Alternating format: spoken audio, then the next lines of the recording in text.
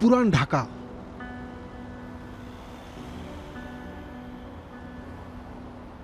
শত বছরের পুরনো এই শহর এখনো দাঁড়িয়ে আছে তার ইতিহাস, ব্যবসা আর মানুষের কোলাহল নিয়ে।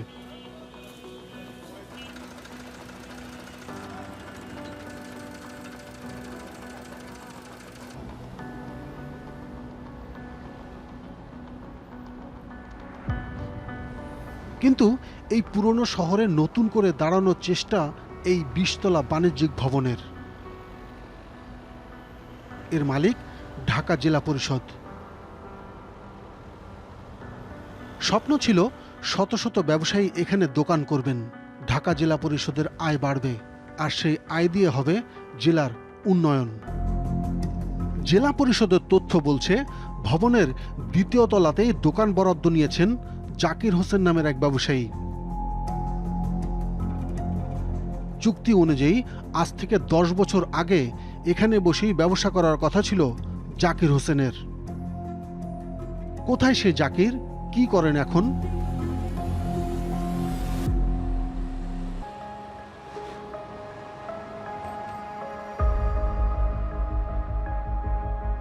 বেশি দূর যেতে হয়নি, জনসন রোডের কারকুনবাড়ি এলাকাতেই পাওয়া গেল ব্যবসায়ী জাকির হোসেনকে। প্রায় ১৩ বছর আগে এই ভবনে দোকানের বরাদ্দ নিয়েছিলেন তিনি। দিয়েছেন ৩ কিস্তিতে প্রায় ২৮ লাখ টাকা। কত টাকা দিচ্ছেন টোটাল? মনে হয় ২৮ লাখ টাকা দিয়েছে। অর্থাৎ পুরো টাকাই শোধ করে দিয়েছেন তিনি। আমি তো ক্ষতি সম্বন্ধে অনেকজনের সাথে দাঁড় করে দিচ্ছি, অনেক তো লইয়ে দিচ্ছি, দোকান পাইলে তারপরে মানুষের টাকা পরিশোধ করবো, এটা চিন্তা ভাবনা ছিল। এখন দোকানও পাইনি, মানুষের টাকাও পরিশোধ করতে পারিনি।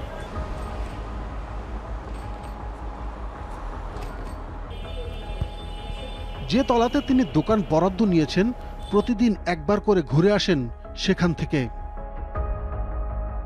১৩ বছর ধরে দোকান না পেলেও এখনো তিনি আশা ছাড়েননি। এমনি আমরা যাই, শুনি ওই যে পানি রাস্তায় বাইর হচ্ছে, যে প্রশাসন আসতেছে, দেখতেছে। আর কাজ ওই যারা ২ জন ৩ জন আসে কনস্ট্রাকশনের মানে দেখতেছে কি কি লাগবে, তাই বলছে যে কাজ আরম্ভ হচ্ছে।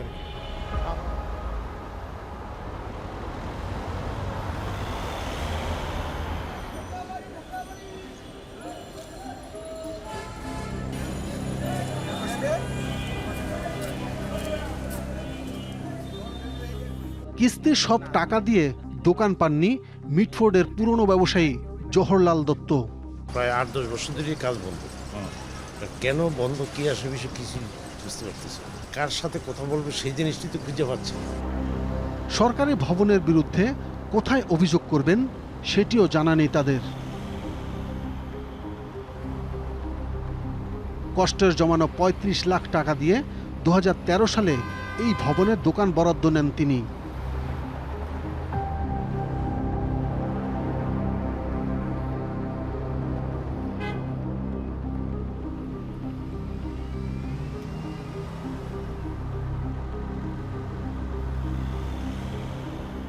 আজ বাইপাস সার্জারি করা এই বয়স্ক মানুষটি অপেক্ষা করছেন দোকানটি কবে পাবেন।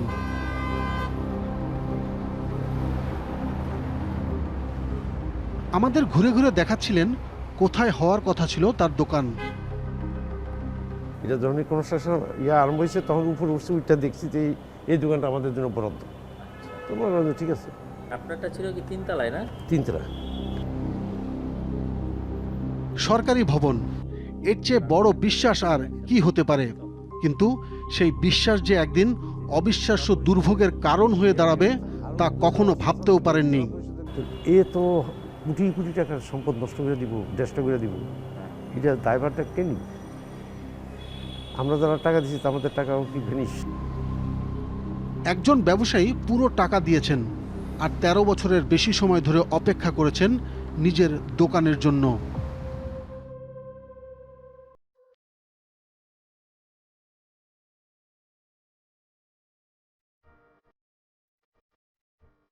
কিন্তু অদ্ভুত হলেও সত্য যে আমাদের হাতে থাকা তালিকায় এমন আরও অনেক নাম আছে যারা পেশায় ব্যবসায়ী না, ছিলেন সরকারি কর্মকর্তা, তাও আবার চাকরি করতেন পুলিশে।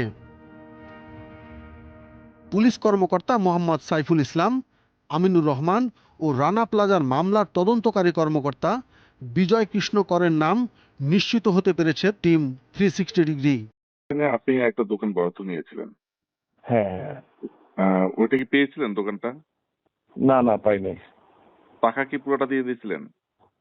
হ্যাঁ, টাকা মোটামুটি পেইড হয়ে গেছে, আজকে তো প্রায় 10 বছর হয়ে গেছে, তারা কোনো অগ্রগতি দেখছি না। মানুষের বাঁচে কয় বছর?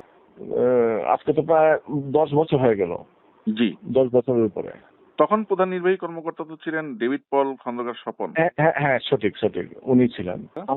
আমি তো একটা ওই যে যখন ইন্টারিম গভর্নমেন্ট আসলো তখন আমি এটা লিখিত কমপ্লেনও দিছিলাম ওনার বরাবর দিলাম। এরপর এটা কোনো আমাকে কলও করলো না, ডাকলো না। তার মানে তিনি অভিযোগ করেও কোনো সুরাহা পাননি। মামলা হয়েছিল ওই সিটি কর্পোরেশনের জায়গা নিয়ে। হ্যাঁ, মামলা হওয়ার পরে তো ওইটা স্টপ হয়ে গেছিল। এখনো কর্মরত আছেন পুলিশ কর্মকর্তা মোহাম্মদ সাইফুল ইসলাম। ঢাকা জেলা পরিষদের ওই যে জনসন রোডে যে ভবনটা, ওইখানে তো আপনি একটা দোকান নিয়েছিলেন মনে হয়।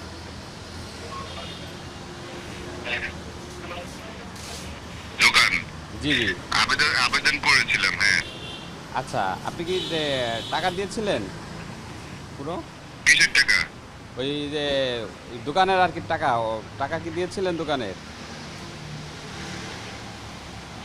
না, ওরা তো করে নাই, টাকা চায় নাই।